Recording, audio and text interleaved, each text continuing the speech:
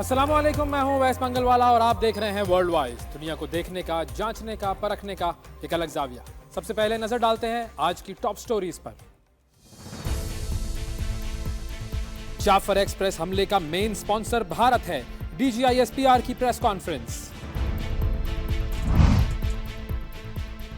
Israeli फौज का मस्जिद अक्सा में फलस्तीनी नमाजियों पर हमला। महमूद खलील की गिरफ्तारी के खिलाफ अमेरिका भर में एहतजाजी मुजाहिरे जारी। और आज़रबाईजान और आर्मीनिया 40 साल पुराना तनाज़ा खत्म करने के मुआहदे पर रजामंद हो गए।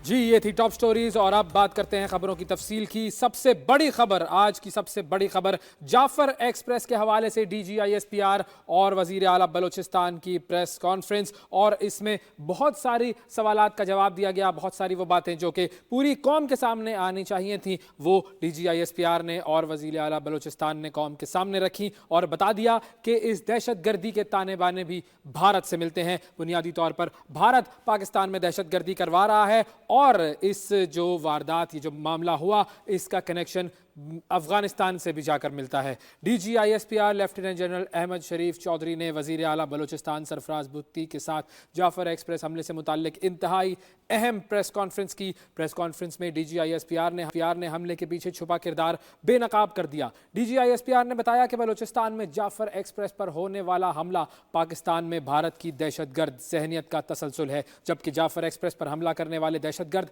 अफगानिस्तान में अपने हैंडलर्स के साथ राब्ते में थे। वजीर आला बलूचिस्तान सरफराज भुट्टी ने जाफर एक्सप्रेस पर होने वाले दहशतगर्द हमले की शदीद अल्फाज में मुजम्मत की और पाक फौज के किरदार को सराहते हुए कहा कि पाक फौज ने जिस तरह यरगमालियों की रिहाई मुमकिन बनाई वो काबिल तारीफ है। सिक्योरिटी फोर्सेस को कामयाब कार्रवाई पर खिराज तहसीन पेश करता हूँ। साथ ही साथ सरफराज भुट्टी ने हमले को बलोचों से जोड़ने की भी मुखालिफत की। उनका कहना यह था कि चंद दहशतगर्दों ने बलोचों की रिवायात को पामाल कर लिया है। ये दहशतगर्द हैं जो कि पाकिस्तान को गैर मुस्तहकम करना चाहते हैं। खालिसतन ये दहशतगर्द हैं जो पाकिस्तान को तोड़ना चाहते हैं।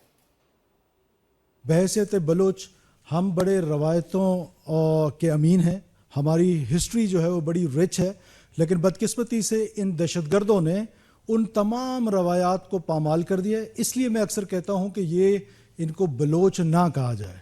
जिस तरीके से खवारिज टेररिज्म करते हैं और इस्लाम के नाम पे करते हैं, जो इस्लाम से उनका कोई ताल्लुक नहीं है, इसी तरह बलोचियत के नाम पर जो दहशतगर्दी करते हैं, इनका बलोच से कोई ताल्लुक नहीं। प्योरली ये ईविल फोर्सेस हैं, टेररिस्ट हैं, जो खुदा न खास्ता पाकिस्तान को न सिर्फ डिस्टेबलाइज करना चाहते हैं जबकि पाकिस्तान को वायलेंस के जरिए तोड़ना चाहते हैं। तो इनको as a terrorist he treat करना चाहिए और एज अ टेररिस्ट ही ये फैसला हुआ है इनको ट्रीट किया जाएगा।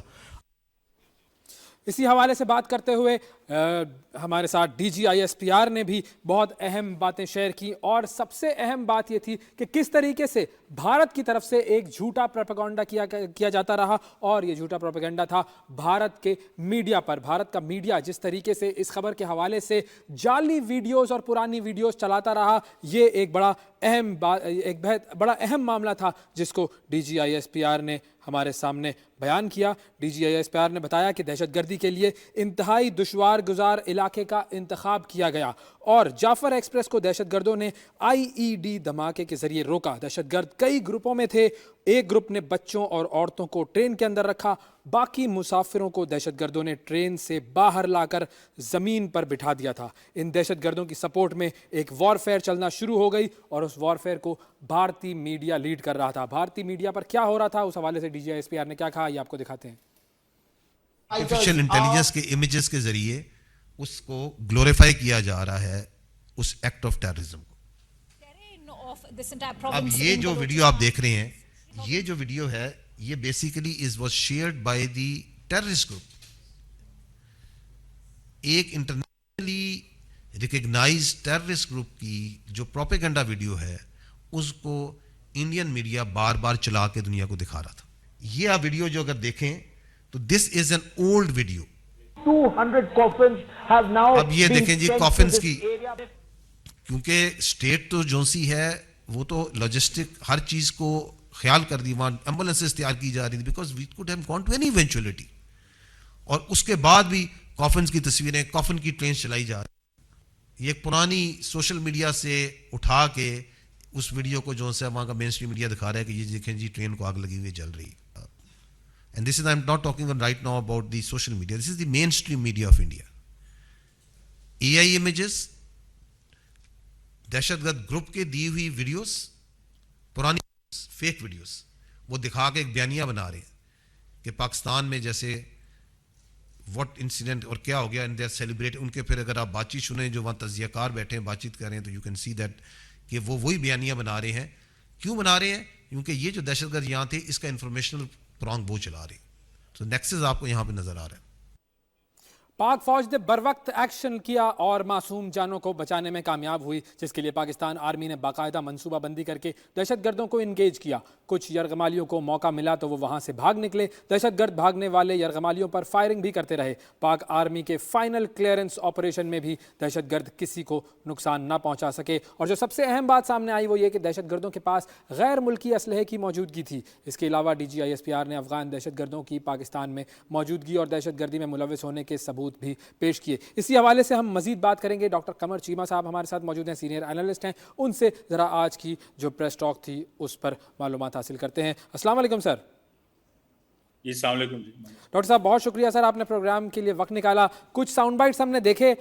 ہمیں ایک تو اندازہ ہو رہا ہے کہ اب پاک فوج کا جو ہمارے جو جوان ہیں جنہوں نے یہ آپریشن کیا, ان کا جو موڈ ہے وہ اب بدل چکا ہے. اور اب ہم ظاہر ہے ہم پہلے بھی آپریشنز کرتے رہے ہیں, دہشت گردی کا مقابلہ کرتے رہے ہیں, بٹ آئی تھنک یہ وہ پوائنٹ آ گیا ہے کہ اب ہم زیادہ سختی سے زیادہ ایکشن میں آ کر ڈیسیسو ایکشن کرنے والے ہیں. آپ کو کیا لگ رہا ہے؟ بہت شکریہ. دیکھیے پہلی بات تو یہ ہے کہ پاکستان کی آرم فورسز اور سیکیورٹی فورسز نے کبھی بھی اپنے گارڈ کو لوور نہیں کیا when it comes to dealing with non-state actors and جو بلوچ سو کالڈ یہ جو دہشت گرد جماعتیں جو ہیں جو اپنے آپ کو سمجھتے ہیں کہ وہ چیمپئن ہیں بلوچ رائٹس کا, جس کو آج وزیر اعلیٰ بلوچستان نے بالکل صحیح کہا کہ ان کو ناراض بلوچ نہیں کہنا چاہیے, یہ دہشت گرد ہیں اور ان کو دہشت گرد ہی کہنا چاہیے. یہ ٹرم ہی بیسیکلی غلط ہے. میرا خیال ہے یہ بڑے اچھے طریقے سے انہوں نے ایکسپلین بھی کیا.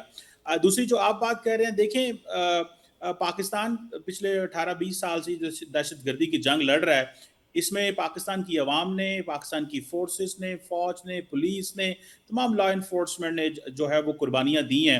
اور میرا خیال ہے کہ اب کیونکہ موقع آ گیا ہے کہ یہ جو بلوچ ملیٹنٹ آرگنائزیشنز ہیں یہ خاص طور پہ بہت زیادہ ان کو جو لاجسٹک فائنینشیل سپورٹ مل رہی ہے وہ بڑی تیز کر دی گئی ہے. اور کیونکہ مقصد یہ تھا کہ کیونکہ بلوچستان کے اندر چائنیز انویسٹمنٹ بڑے پیمانے پہ تھی, بلوچستان کے اندر آپ کو پتہ ہے کہ NFC ایوارڈ کے بعد بھی بہت سارا پیسہ بلوچستان میں گیا, تو اس سارے جو ڈیولپمنٹ کا پروسیس ہے اس کو ڈسٹرب کیسے کرنا, بہت ساری چیزیں ہم نے ماضی میں کی بھی, لیکن اب شاید مومنٹم بڑھانے کا موقع آ گیا. یہی وجہ ہے کہ فوج اور وہاں پہ گورنمنٹ یہی کہہ رہی ہے کہ اب rules of the game change ہو گئے ہیں.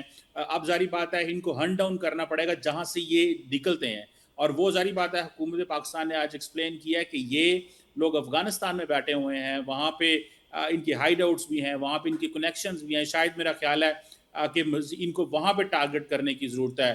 اور پاکستان کو اگر ہم نے سیو کرنا ہے, بلوچستان کو سیو کرنا ہے, تو جہاں سے یہ دہشت گرد اپنی سپورٹ لے رہے ہیں, جہاں پہ ان کو فائنینشیل اسسٹنس مل رہی ہے, جہاں سے ان کی لاجسٹک سپورٹ آ رہی ہے, جہاں پہ یہ کمیونیکیٹ کر رہے ہیں, ان جگہوں پہ ہٹ کرنا, بھلے وہ پاکستان سے باہر ہی کیوں نہیں ہو, کیونکہ ہم نے جو بیسک کنیکشن جو جوڑا گیا ہے ظاہر ہے وہ بھارت سے جوڑا گیا ہے, کیونکہ بھارتی جو میڈیا ہے, بھارتی جو را ہے وہ کنیکٹڈ ہوتے ہیں افغانستان سے, اور پھر اس طرح کی کاروائیاں کی جاتی ہیں. میڈیا پر جس طریقے کی انہوں نے ایک وارفیئر اور ایک ادھم سا مچایا ہوا تھا وہ بھی آپ نے دیکھا. یہ ہمارے لوگوں کو بہت زیادہ سمجھنے کی ضرورت ہے کہ جو بھارتی میڈیا کر رہا ہے وہ صرف اور صرف جھوٹا پروپیگنڈا ہے.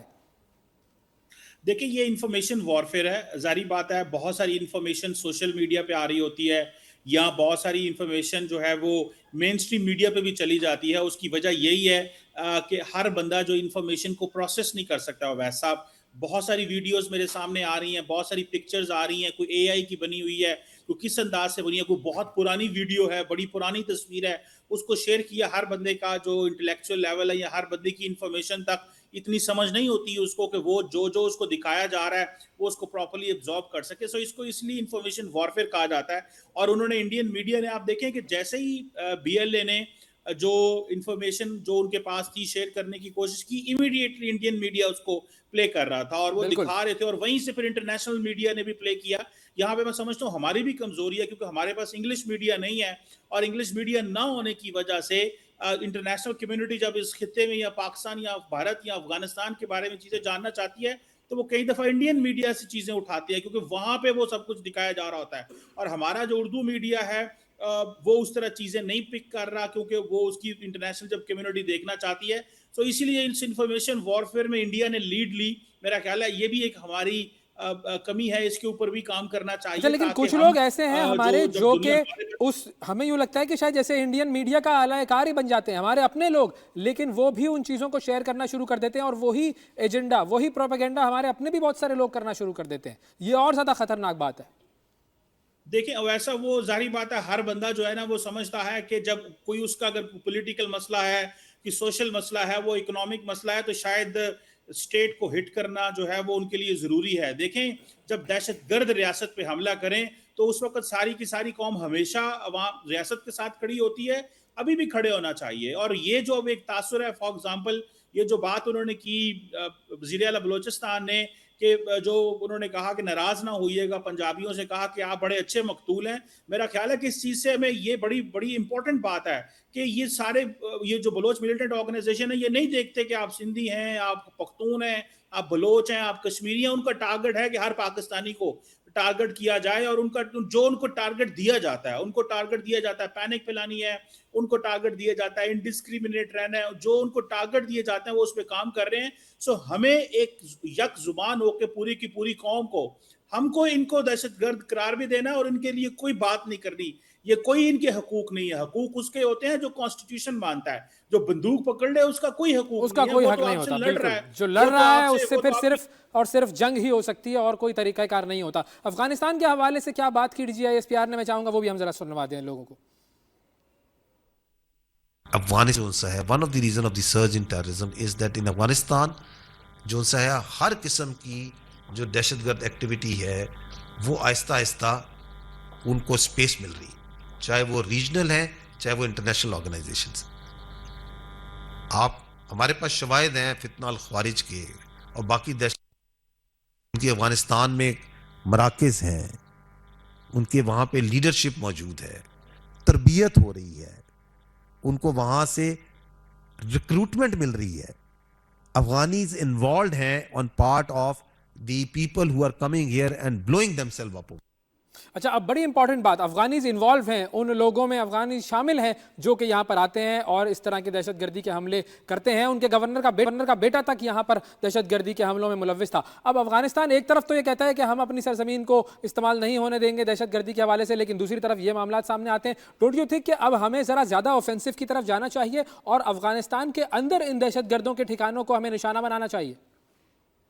ویسا بالکل آپ صحیح کہہ رہے ہیں. جب تک آپ افغانستان کے اندر یہ جو ان کی ہائیڈ آؤٹس ہیں وہاں پہ حملے نہیں کریں گے, ظاہری بات ہے ہماری جاب کمپلیٹ نہیں ہوتی, کیونکہ افغانستان نے الاؤ کر دیا ہے کہ وہ دہشت گرد جماعتوں کو ہوسٹ کر رہے ہیں, وہاں پہ موجود ہیں.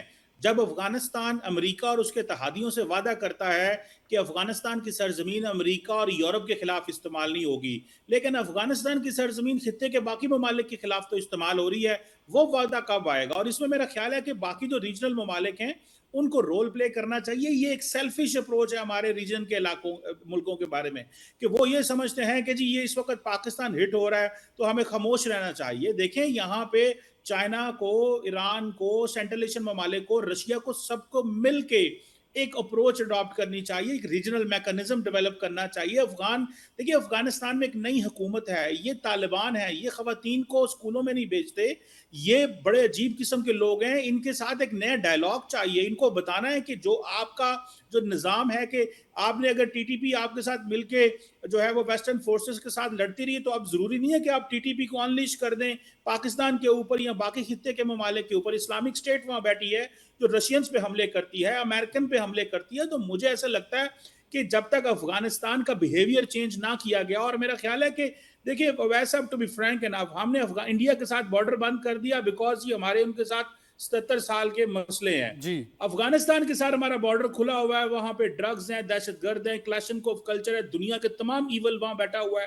ہمیں اس بارڈر کو ہر طریقے سے بند کرنا پڑے گا. بہت زیادہ امپورٹنٹ بات کی آپ نے, اس بارڈر کو پروٹیکٹ کرنا بڑا ضروری ہے. اچھا ایک اور بات DGISPR نے کہی, وہ یہ کہ جو ہمارا نیشنل ایکشن پلان تھا 14 اس کے نکات تھے, اس میں سے بہت سارے نکات پر عمل نہیں ہو رہا ہے. تو یہ DGISPR صاحب کا اشارہ کس کی طرف تھا؟ ظاہر ہے جو نیشنل ایکشن پلان ہے اس پر عمل تو پولیٹیشنز کے ساتھ مل کر ہوگا نا, وہ نہیں کر رہے کیا؟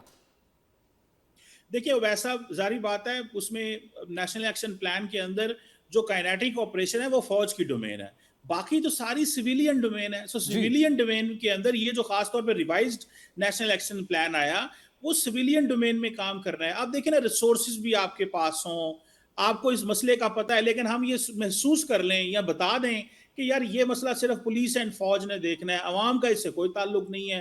جنگیں فوجیں نہیں لڑتی, عوام لڑتی ہے, عوام لڑواتی ہے. عوام اگر نہیں سپورٹ کرے گے, پولیٹیکل پارٹیز اگر اس میں اونرشپ نہیں لیتے, آج تو پاکستان میں بحث کیوں نہیں ہو رہی کہ ہمیں آل پارٹیز کانفرنس ہونی چاہیے اور کوئٹہ کے اندر ہونی چاہیے اور وہاں پہ تمام پولیٹیکل, یہ تو ہمارے سیاستدانوں کا کام ہے, اس کے اوپر تو ان کو فوراً عمل کرنا چاہیے. What is stopping them? جی میں سمجھتا ہوں کہ یہ صرف پرائورٹیز جو ہیں وہ مسڈ پرائورٹیز ہیں, اور صرف شاید پاکستان کے سیاستدان بھی یہ سمجھتے ہیں کہ صرف یہ کائنیٹک آپریشن یا فوج نے یہ مسئلہ حل کرنا ہے. یہ صرف فوج کی ڈومین نہیں ہے, یہ پورے پاکستان, یہ عوام کی بھی اتنی ڈومین ہے, یہ پولیٹیکل کلاس کی اتنی ڈومین ہے, یہ بیوروکریسی کی اتنی ڈومین ہے. یہ ہر بندے کی جنگ ہے. جب ایک پاکستانی نارووال سے, گجرانوالہ سے, سندھ سے, جامشورو سے, بلوچستان سے, کشمیر سے جب جس کو بلوچ مار رہے ہیں, تو پھر یہ کوئی پاکستان, یہ کسی ایک بندے کی تو جنگ نہیں ہے, یہ پورے کے پورے پاکستان کی جنگ ہے. کسی ایک پولیٹیکل پارٹی کی بھی جنگ نہیں ہے, یہ تمام پولیٹیکل پارٹیز کی اور پورے عوام کی, ہر پاکستانی کی یہ جنگ ہے.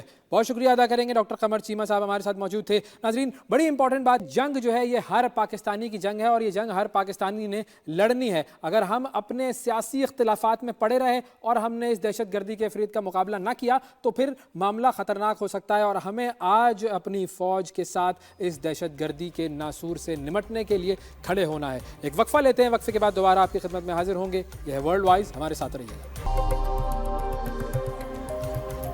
Welcome back. بریک کے بعد ایک مرتبہ پھر ورلڈ وائز میں آپ کو خوش آمدید کہتے ہیں, اور اب آپ کو لے کر جاتے ہیں ہم امریکہ کی طرف, جہاں پر ایک شخص کی رہائی کے لیے اس وقت مظاہرے جاری ہیں, شدید مظاہرے ہو رہے ہیں. اور یہ جو مظاہرے ہیں یہ ہیں محمود خلیل کی رہائی کے حوالے سے. اور محمود خلیل ایک ایسا کردار ہے کہ جو کہ فلسطینیوں کے لیے آواز اٹھاتا تھا, اور یہ جو کیمپسز پر جو یونیورسٹیز میں مظاہرے ہو رہے تھے ان کا ایک بڑا اہم کردار تھا. اور اب یونائٹڈ اسٹیٹس آف امریکہ کی حکومت نے یہ ڈیسائیڈ کیا ہے کہ اس شخص کو ڈیپورٹ کر دیا جائے گا. اس کے لیے اسے گرفتار کیا گیا ہے, اور اس کے لیے اس کے حق میں آواز بلند کرنے والے بہت سارے لوگ اس وقت امریکہ میں اٹھ کھڑے ہوئے ہیں, جو کہ کہہ رہے ہیں کہ اس شخص کو رہا کیا جانا چاہیے. اور یہ جو شخص ہے گزشتہ ہفتے امیگریشن اینڈ کسٹمز انفورسمنٹ یعنی کہ آئی سی ای جو ڈپارٹمنٹ ہے, وہ ڈپارٹمنٹ جو ہے وہ خلیل کے گھر میں گھسا اور انہوں نے محمود خلیل کو گرفتار کیا اس کی بیوی کے سامنے, جو کہ 8 مہینے کی حاملہ ہے. اور اس کے بعد سے امریکہ بھر میں احتجاجی مظاہرے جاری ہیں.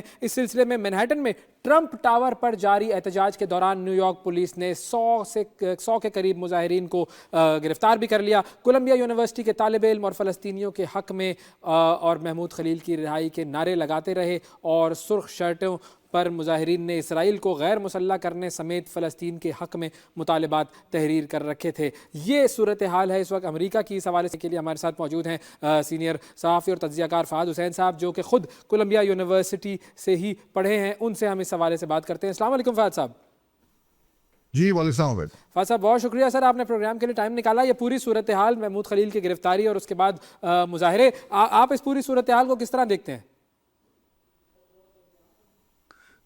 شکریہ. ویسے دیکھیے یہ جو صورتحال ڈیولپ ہو رہی ہے یہ نہایت ہی تشویشناک ہے, نہ صرف ان تمام اسٹوڈنٹس کے لیے جو کسی بھی طرح کی احتجاج میں حصہ لے رہے ہیں, بلکہ جنرلی جتنے بھی وہاں پہ امریکہ میں اب انٹرنیشنل اسٹوڈنٹس ہیں ان کے حوالے سے بھی اب یہ ایک سورس آف کنسرن ہو گیا ہے, کیونکہ یہ جو پالیسیز بن رہی ہیں اور اپلائی ہو رہی ہیں ٹرمپ ایڈمنسٹریشن کی فارنرز کے حوالے سے یا امیگرنٹس کے حوالے سے, اس کی لپیٹ میں تو اب لگتا ہے کہ کوئی بھی آ سکتا ہے. اچھا یہ والا جو کیس جس کا حوالہ آپ دے رہے ہیں یہ اس لیے بھی زیادہ جو ہے وہ ہائی لائٹ ہو گیا کہ یہ جو صاحب ہیں جن کا بھی آپ نے ذکر کیا, یہ ایک تو یہ سیرین بورن فلسطینی ہیں, دوسرا یہ کولمبیا یونیورسٹی میں گریجویٹ اسٹوڈنٹ ہے school of international public affairs, SIPA بڑا مشہور وہاں کا اسکول ہے. اور دوسرا یہ کہ یہ گرین کارڈ ہولڈر ہے کیونکہ ان کی جو وائف ہے وہ امریکن ہے. لیکن کیونکہ جو 2024 میں جو سارے امریکہ میں کیمپسز میں فلسطین اور غزہ کے حوالے سے جو احتجاج ہوئے تو اس میں یہ بھی شامل تھے کہ زیادہ ہائی پروفائل ہو رہا ہے, میڈیا آ گیا, تو اب ان کی گرفتاری ہوئی ہے. یہ واقعی میں اس کے اوپر بہت زیادہ ڈیمونسٹریشنز بھی ہو رہی ہیں اور ایک طریقے سے بہت ساری جو امریکی ادارے ہیں وہ گیلونائز ہو گئے بشمول اویس بڑا وہاں کا ایک مؤثر اور ویل نون ادارہ ہے American civil liberties union ACLU, تو وہ بھی اس میں جو ہے وہ انوالو ہو گیا ہے. اور اب جو جج صاحب ہیں انہوں نے اس کا اسٹے دیا ہوا ہے, تو یہ میرے خیال میں ایک طرح کا ٹیسٹ کیس بن گیا ہے کہ کیا امریکی فریڈم آف اسپیچ کا جو رائٹ ہے اس کو وائلیٹ کر اور لوگوں کو ڈپورٹ کر سکتی ہے, ملک سے نکال سکتی ہے. اور اگر ایسا وہ کر لیتی ہے تو پھر جو رائٹ ٹو فری اسپیچ ہے اس کا کیا ہوگا؟ تو it's become a big test case for American society. اچھا, کیا ہم یہ کہہ سکتے ہیں کہ America is becoming a fascist state under Trump? دیکھیے میرے خیال میں یہ لفظ بہت زیادہ اسٹرانگ ہو جائے گا, لیکن اس میں تو کوئی شک نہیں ہے کہ جو بہت سارے ایسے رائٹس جن کو امریکن ٹیکن فور گرانٹیڈ کرتے تھے ان کے اوپر بھی اب ایک سوالیہ نشان آ رہا ہے. اسی لیے شاید امریکہ کی جو ایک جمہوری نظام ہے اس کے لیے یہ شاک ٹو دا سسٹم لگ رہا ہے جس طریقے سے امریکی انتظامیہ جو ہے وہ معاملات کو آگے لے کے چل رہی ہے. دیکھیے امریکہ میں نا ایک براڈ ڈیموکریٹک کنسنسس رہا ہے, بالکل, کم از کم اپنے لیے. دوسروں کے لیے تو ان کا کوئی اس طرح کا ڈیموکریٹک کنسنسس نہیں ہوتا, لیکن جس طریقے سے انہوں نے اپنی معاشرے کو آرگنائز کیا ہے اور وہ ان کا system of checks and balances ہے اور رائٹس اینڈ فریڈمز ہے, وہ دہائیوں سے ایک سرٹن طریقے سے چل رہا ہے. اور وائٹ ہاؤس میں لوگ آئے گئے لیکن وہ جو بیسک فریم ورک ہے اس کو کسی نے زیادہ ٹھیس نہیں پہنچائی. یہ پہلی بار ہو رہا ہے بہت عرصے بعد کہ امریکنوں کو جنرلی لگ رہا ہے کہ وہ جو ایک براڈ کنسنسس ہے کہ ہم نے اپنا معاشرہ اور اپنی جو ریاست اس کو کیسے چلانا ہے اس کے اوپر ایک خطرے کی گھنٹیاں بجنی شروع ہو گئی. اس لیے میرے خیال میں یہ بہت ہی ایک کروشل ٹرننگ پوائنٹ ہے کہ امریکہ اب وہی معاشرہ رہے گا جس کے اوپر ایک براڈ کنسنسس تھا یا وہ کنسنسس اب ٹوٹنے جا رہا ہے. اچھا خلیل, کے بعد اور بھی اس طرح کے واقعات ہو رہے ہیں. ییل یونیورسٹی نے ایک ایرانین اسکالر کو سسپینڈ کر دیا کیونکہ وہ کہتے ہیں کہ جی یہ اس کا جو سٹانس ہے وہ پرو پیلسٹینین ہے. پھر اس کے علاوہ کولمبیا سے ہی 2 اور اسٹوڈنٹس کے حوالے سے وارنٹ گرفتاری جاری کر دیے گئے ہیں, پولیس وہاں پر پہنچ گئی ہے. تو یہ تو معاملہ بڑھتا جا رہا ہے اور مجھے لگ رہا تھا کہ شاید اتنے مظاہرے ہو رہے ہیں, بہت شور شرابہ ہو رہا ہے تو شاید یہ چیز کنٹرول ہو جائے, لیکن اب یہ کم نہیں ہوگی. نہیں دیکھیے کہ کمی کا امکان تو ہے بالکل نظر نہیں آ رہا, کیونکہ جس طریقے سے ڈونلڈ ٹرمپ جو ہیں وہ اپنی پریزیڈنشل پاورز کو استعمال کر رہے ہیں تو وہ تو یہ کلیئرلی بتا رہا ہے کہ وہ بالکل اس سارے سسٹم کو ڈسرپٹ کرنے آئے ہیں. اچھا اب کیونکہ امریکن سسٹم میں بہت جو بھی وائٹ ہاؤس میں ہوتا ہے یا جو بھی انچارج ہوتا ہے اس کے پاس بے پناہ اختیارات ہوتے ہیں. اب یہ جو ابھی ہم بات کر رہے تھے کولمبیا یونیورسٹی کے جو اسٹوڈنٹ ہیں جن کو ڈپورٹ کرنے کی کوشش کی جا رہی ہے ان کے خلاف جو چارج لگایا رہا ہے وہ ایک ایسا اختیار ہے سیکرٹری آف اسٹیٹ کے پاس جو یعنی شاذ و نادر کبھی استعمال ہوا ہے, لیکن وہ ہے صحیح. اور اسی کو جو ان کے گورنمنٹ کے لائرز جو جج کے سامنے جا رہے ہیں وہ یہ کہہ رہے ہیں کہ جی یہ وہ رائٹ ہے, یہ وہ پاورز ہیں جس کے تحت جو سیکرٹری آف اسٹیٹ یعنی کہ جو امریکہ کا وزیر خارجہ ہے وہ کسی بھی شخص کو یہ کہہ سکتا ہے کہ یہ شخص جو ہے اس کی جو حرکات ہیں یا یہ جو کہہ رہا ہے یا جو بھی یہ احتجاج کر رہا ہے اس سے امریکہ کی خارجہ پالیسی جو ہے وہ متاثر ہو رہی ہے منفی طور پر. اور یہ اس طرح کا ایک ریئرلی یوز پاور ہے جس کو استعمال کر کے اور اب ان صاحب کو ڈپورٹ کرنے کی کوشش کی جا رہی ہے. دیکھیے اویس امریکی یونیورسٹیز جو ہیں وہاں وہ انہیں کہتے ہیں کہ امریکہ کا وہ کریڈل آف ایکسلنس ہیں, اور وہاں پہ جو امریکی کہا جاتا ہے کہ جو امریکن ڈیموکریٹک ایکسپیرینس ہے وہ ان یونیورسٹی کیمپسز میں اسٹرینتھن ہوتا ہے. میں آپ کو بتاؤں, اگر آپ مجھے اجازت دیں میں آپ کو اپنا پرسنل اگزامپل دیتا ہوں. یہی یونیورسٹی جس کی ہم بات کر رہے ہیں کولمبیا یونیورسٹی, میں خود یہاں کا پڑھا ہوا ہوں اور میں یہاں پہ ان کا جو جرنلزم اسکول ہے میں وہاں پہ میں نے اپنا ماسٹرز کیا ہے. اور ماسٹرز میں نے اس سال کیا تھا جس سال 9/11 ہوا تھا. تو آپ سوچیں کہ اس سال یعنی میں جب کولمبیا یونیورسٹی میں تھا تو اس کے 2 ہفتے بعد جو ہے وہ 9/11 ہو گیا تھا. تو وہ اتنا بڑا واقعہ جس سے پورا کا پورا معاشرہ جو ہے وہ چینج ہو گیا تھا. لیکن میں آپ کو بتاؤں کہ ساری جگہ جو ہے ہر طرف تھا کہ مسلمانوں کے خلاف جو ہے وہ احتجاج ہو رہا ہے یا ہیٹ کرائمز ہو رہے ہیں. لیکن میں پورا سال سوا سال اسی کیمپس پہ کولمبیا یونیورسٹی میں رہا, اور مجال ہے کہ اس یونیورسٹی کے اندر کبھی کوئی اس طرح کی چیز ہوئی ہو جس سے لگے کہ یہ مسلمانوں کے خلاف یا کسی کے خلاف جو ہے وہ ڈسکرمنیشن ہو رہی ہے. تو یہ سائن آف دا ٹائمز ہے کہ ان یونیورسٹیز نے اپنا وہ ٹریڈیشن قائم رکھی بھی ہے, لیکن جو وائٹ ہاؤس کے جو مکین ہے وہ امریکی جو روایات ہیں ان کو تبدیل کرنے پر تلے ہوئے. اور آپ کے دور میں جب آپ کولمبیا یونیورسٹی میں پڑھتے تھے تو اس وقت اسٹوڈنٹ ایکٹیویزم کتنا ہوتا تھا اور کیا اس کو انکریج کیا جاتا تھا؟ دیکھیے اس وقت کیونکہ 9/11 ہوا تھا اور وہ پورا کا پورا معاشرہ جو ہے وہ ایک شاک میں چلا گیا تھا, تو اس طریقے سے اس کے خلاف تو کوئی موومنٹ نہیں تھی. لیکن جب اس کی وجہ سے ایک اس طرح کا یہ ایک تاثر بننا شروع ہو گیا کہ یہ تمام تر مسلمان ہیں, یہ ان کو سپورٹ کرتے ہیں 9/11 کے جو ہائی جیکرس ہیں ان کو, جو کہ ظاہر بات ہے بالکل سراسر غلط بات تھی. بالکل. تو ایک اس طرح کا ایک ڈسکرمنیشن کم از کم اگر بالکل اوورٹلی نہیں تو باتوں میں یا کچھ ہیٹ کرائم کے سلسلے میں شروع ہو گیا تھا. اس کے خلاف کچھ نہ کچھ کیمپسز میں میں یہ تو نہیں کہوں گا کہ بڑی موومنٹ ہوئی تھی, کیونکہ ظاہر بات ہے وہاں رہ کر کوئی یہ جسٹیفائی تو نہیں کر سکتا تھا کہ یہ جو انسیڈنٹ ہوا ہے جس میں اتنے معصوم لوگ مارے گئے یہ بالکل ٹھیک ہوا ہے. لیکن یہ ہے کہ ایسا بھی نہیں تھا کہ وہاں پہ جو نیشنل اسٹوڈنٹس ہیں وہ کسی خوف و ہراس میں مبتلا ہو گئے. اور میں آپ کو ایک اور ایگزامپل دوں گا. 9/11 کے 2 مہینے بعد کولمبیا یونیورسٹی کی جو اسٹوڈنٹ یونین ہے جرنلزم اسکول کی, اس کا الیکشن ہوا تھا, اور میں اس میں 200-250 کی کلاس میں, شاید میں 300 کی کلاس میں, جب 3 یا 4 مسلمان تھے, اور میں وہ الیکشن جیتا تھا. تو آپ سوچے 9/11 کے 2 مہینے بعد ایک مسلمان پاکستانی نیشنل ایک الیکشن جیت رہا ہے. بالکل. تو یہ وہاں کی یونیورسٹیز میں یہ ایک ماحول ہوتا ہے, ایک کلچر ہے جو ٹالرنس کا ہے, جو فریڈم کا ہے, جو رائٹ کازز کے اوپر شور مچانے کا ہے, احتجاج کرنے کا ہے. اور اس لیے ہم نے دیکھا کہ غزہ کے حوالے سے امریکن یونیورسٹیز میں احتجاج ہوا, لیکن یہ پہلے ماضی میں بھی ہوتے رہے, لیکن اس طرح کا کریک ڈاؤن اور رسپانس پہلے کبھی نہیں آیا جس طریقے سے اب آنا شروع ہوا ہے جب سے یہ غزہ کا سلسلہ شروع ہوا ہے. بائیڈن ایڈمنسٹریشن میں بھی شروع ہو گیا تھا, لیکن ٹرمپ صاحب نے تو اس کو بالکل ویپنائز کر دیا. بالکل. اور اب یہ معاملہ کہاں تک جائے گا یہ ہم نہیں جانتے. بنیادی چیز جو آپ نے کہی وہ بڑی امپورٹنٹ ہے کہ جو یونیورسٹیز ہوتی ہیں وہ ڈیموکریٹک مائنڈ سیٹ بنانے کا ایک گھر ہوتی ہیں, اور وہاں پر طلبہ بہت کچھ سیکھتے ہیں, ڈیبیٹس کرتے ہیں, اسپیچز کرتے ہیں, مختلف اوپینینز ہولڈ کرتے ہیں. لیکن جب یونیورسٹیز کے اندر, اور خاص طور پر امریکہ کی بڑی یونیورسٹیز میں جب اسرائیلی فنڈنگ شروع ہو جائے, جب زائنسٹ فنڈنگ کرنا شروع کر دیں, تو پھر لگتا ہے کہ یونیورسٹیز بھی یرغمال ہو گئی ہیں, اور یوں لگتا ہے کہ جیسے پورا امریکی معاشرہ, پوری امریکی حکومت جو صہیونی ہیں ان کے ہاتھوں یرغمال ہو چکی ہے. بہت شکریہ ادا کریں گے فہد حسین صاحب ہمارے ساتھ موجود تھے. ناظرین وقفہ لیتے ہیں, وقفے کے بعد دوبارہ آپ سے ملاقات کرتے ہیں. یہ ہے ورلڈ وائز ہمارے.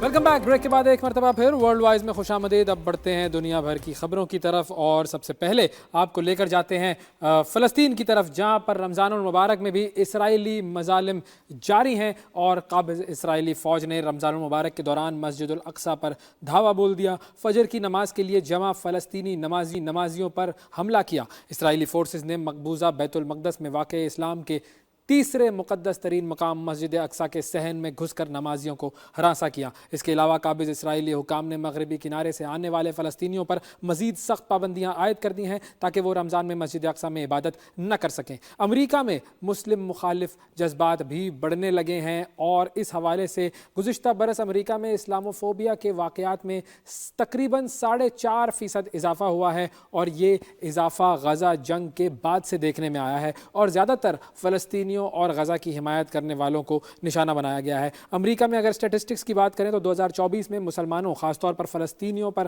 حملوں, امتیازی سلوک کی 8,658 شکایات درج ہوئی ہیں, جو کہ ایک ریکارڈ ہے. Council of American Islamic relations کے مطابق یہ شکایات 1996 کے بعد سے سب سے زیادہ تعداد میں ہیں. اعداد و شمار کے مطابق ملازم پیشہ افراد سب سے زیادہ امتیازی سلوک کا شکار ہیں. اس کے بعد امیگریشن سے متعلق اور پناہ گزین نے شکایات درج کی, اور تعلیمی اداروں میں بھی مسلمانوں کے ساتھ امتیازی سلوک اور نفرت آمیز جرائم کی شکایتیں درج کرائی گئیں. امریکہ میں مسلمانوں پر تشدد اور قتل کے واقعات بھی ہوئے ہیں، جس میں 6 سالہ فلسطینی بچی کا جو قتل ہے وہ قابل ذکر ہے. اس کے علاوہ 3 سالہ فلسطینی بچی کو ڈبونے کی بھی کوشش کی گئی تھی. ٹیکسس میں چھری سے لوگوں پر حملہ کیا گیا تھا. نیو یارک میں ایک مسلمان مرد پر تشدد جیسے واقعات دنیا کے سامنے ہیں، اور یہ ہے امریکہ کا چہرہ. ایک اور خبر کی طرف آپ کو لے کر چلتے ہیں، اور یہ خبر جو ہے یہ ہے بھارت سے، اور بھارت کا بھی ایک مکروہ چہرہ یہ دنیا کے سامنے اس وقت آ رہا ہے. بھارت میں ایک ہفتے کے دوران